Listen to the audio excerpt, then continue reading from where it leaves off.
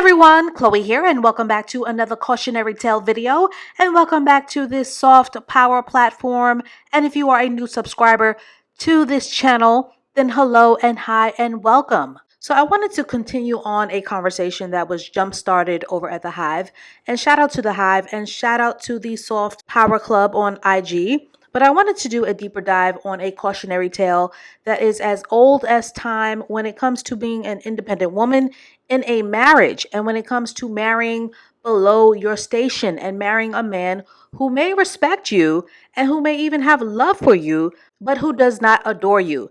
Now, before I get into the vital lessons that are to be learned from this cautionary tale, a bit of house cleaning. If you are more concerned about the race optics of this case study more than you are upset with the actual despicable actions and behaviors of what Mr. Abasolo is choosing to do with his soon-to-be ex-wife, then you can go argue with the cracked screen of your phone, because this channel is all about case studies from a hypergamous perspective and sharing very important stories, as well as healing, growing, evolving our feminine divines, and of course, the wonderful impact of learning from the mistakes of a cautionary tale. And some feathers may be ruffled to hear the lessons that will often come with case study public embarrassment, but I've been saying this from day one and from the beginning of this platform, that when it comes to relationships in hypergamous provision, that it will always be character over color, as dust comes in all flavors of the male rainbow. So when the dust settles, all feminine women will need to have vetting standards to survive and thrive in the very brutal dating and marriage marketplace, and all women will need to thoroughly master the feminine skill set of vetting when they are women who see and treat themselves as the prize. But there were so many wrong turns taken in this story, and there are so many lessons to learn with this case study, especially if you've been rocking with this channel for more than a while, and especially if you desire to be a provider for hypergamous wife.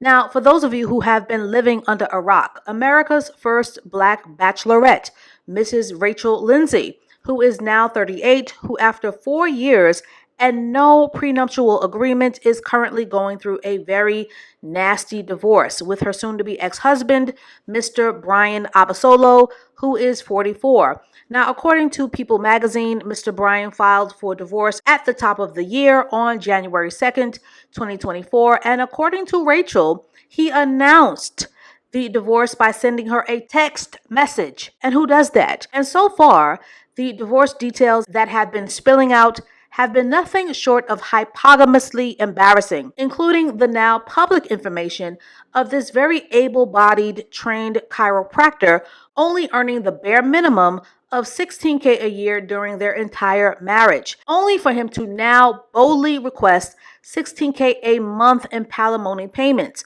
which is absolutely unacceptable because we live in a patriarchal society where men were built to thrive. So why would any man, especially the most financially privileged man on earth, take pride in fleecing his ex-wife for $16K a month, even though they were only married for 5 minutes?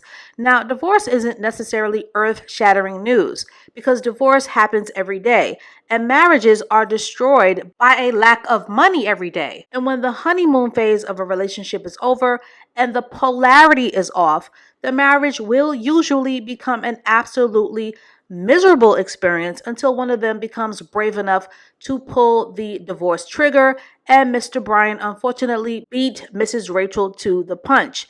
Now, clearly the man is a gorgeous man with an amazing physique, but he is not a provider.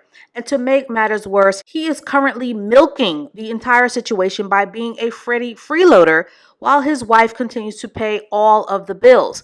So Mr. Brian does not adore his soon-to-be ex-wife and basically has zero guilt or shame about letting the entire world know that Lindsay, the trained lawyer, the media personality, and the brand is in fact the breadwinner. Now, while I absolutely hate all of this for Rachel, but as more and more details come out, and when you have a feminine education, and when a woman does not position herself to be the prize, you can and will quickly see just how things can so easily fall apart. So grab a pen, Because here are 9 cautionary tale lessons that you can learn from this marriage implosion. Number 9, and I will say this until I am blue in the face, a woman is never supposed to go looking for a husband, and that is exactly what the Bachelorette franchise stands for. Looking to settle down with a husband from a bevy of so-called eligible actors, suitors. Putting your romantic life into the hands of a reality TV franchise as a form of entertainment just screams unserious and at best performative. As we all know by now, that reality TV is mainly a fictional script that of course will attract men who are more than willing to be actors. And that is exactly what Rachel attracted. A good-looking actor, not a husband. Number 8. Energetically, when a woman desires to be a wife, it is a woman's responsibility to prepare herself to be the prize and a wife so that she can attract husband material. This is why etiquette schools and home economic classes were a thing in the 40s and 50s and 60s and even the 70s. To teach a woman all that comes with being a wife. Hunting for a husband to settle down with without any feminine game is often the reason why women are often blindsided by their lack of preparation when it comes to having long-term success in an actual marriage. Number 7. Clearly, Mr. Brian Abasolo was never vetted or screened for being husband material. And according to Rachel, Brian passively notified his soon-to-be ex that he filed for divorce via text. And then he lawyered up and asked for palimony even though they don't share any children. And I don't know who needs to hear this, but passive men are not good relationship material at all because they can be very vindictive, petty, and conniving. And for all of my listeners who are new here, please watch my YouTube video on 12 easy ways to spot a passive man.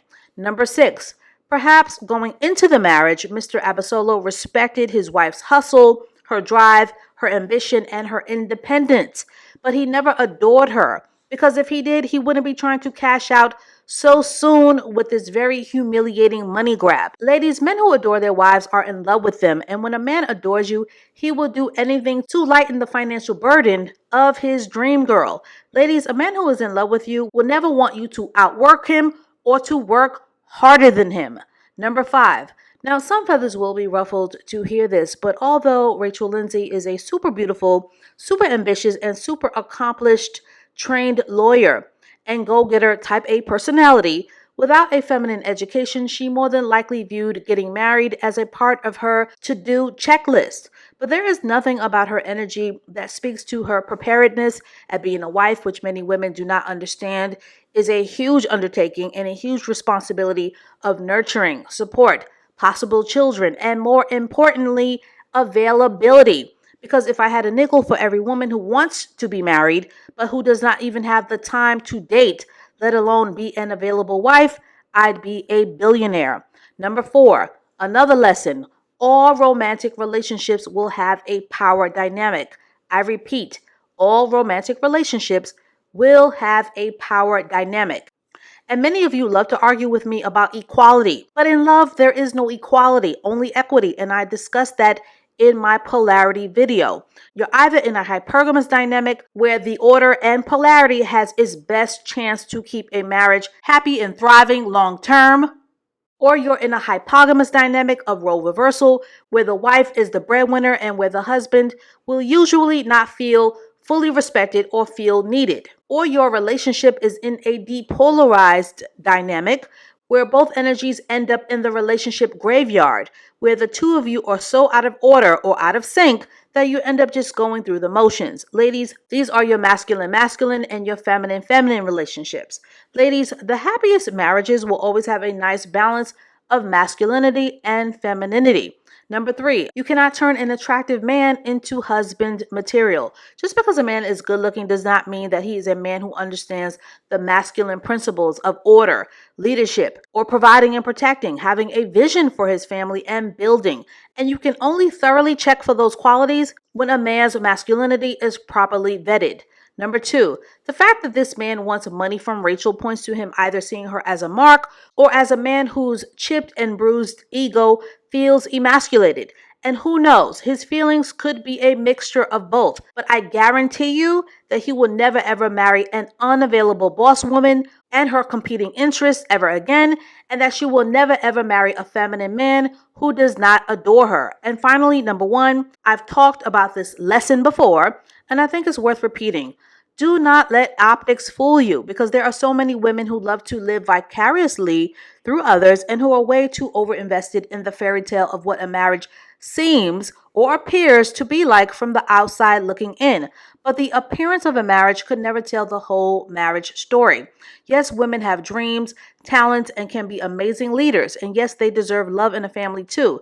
But that doesn't change how a man is wired. Even when a man appears unbothered, most are building up resentment day by day, because it will always feel unnatural to a man to lead from the back, especially when he has the title of husband. And once a man feels emasculated, ladies, whether you did it on purpose or not, he will do anything to restore his sense of manhood, including coming for the retribution of your money bag.